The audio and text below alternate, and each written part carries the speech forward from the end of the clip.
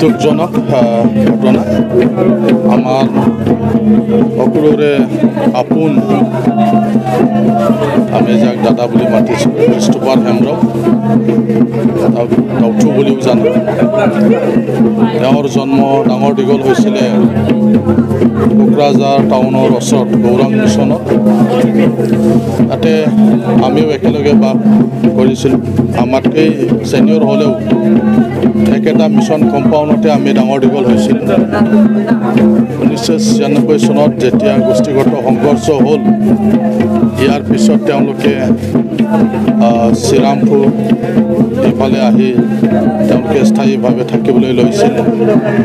তেওঁ শান্তিৰ কাৰণে কাম কৰিছিলে বিশেষকৈ যুৱকসকলৰ কাৰণে তেওঁ কাম কৰিছিল মদ ড্ৰাগছ ভাং সেৱা যাতে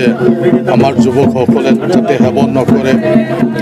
এইবিলাক লৈ পেলাই আৰু শান্তিৰ বাতাবৰণ সৃষ্টি কৰিবৰ কাৰণে তেওঁ বিভিন্ন ঠাইত কাম কৰিছিল তেওঁক আমি হেৰুৱাই পেলাই বহুত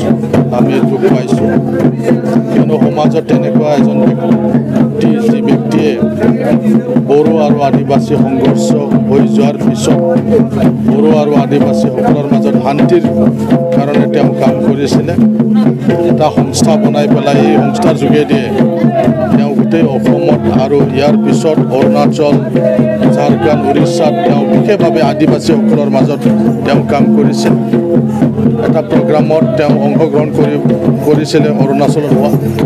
তাৰ পৰা ঘূৰি আহোঁতে এই দুৰ্ঘটনাটো হ'ল এইটো খুব বেদনাদায়ক আজি আমি অন্তিম শ্ৰদ্ধাঞ্জলি দিবলৈ ইয়ালৈ আহিছোঁ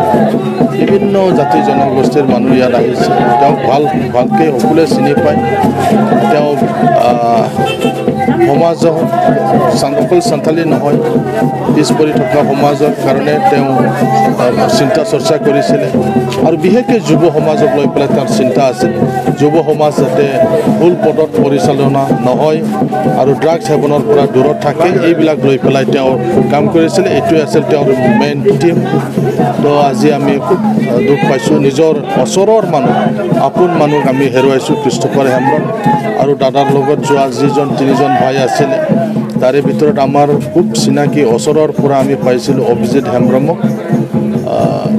আৰু আমি নিৰ্মল হেমব্ৰম তেওঁলোকক আমি বহুত দিনৰ পৰা চিনি পাওঁ দাদাৰ লগত তেওঁলোকে জড়িত আছে তেওঁলোকে কাম কৰে খুব ভাল আছিলে তেওঁলোকৰ যিটো চাৰিজন দাদাক লৈ পেলাই চাৰিজন যে মৃত্যু হ'ল তাত আমি গভীৰ দুখ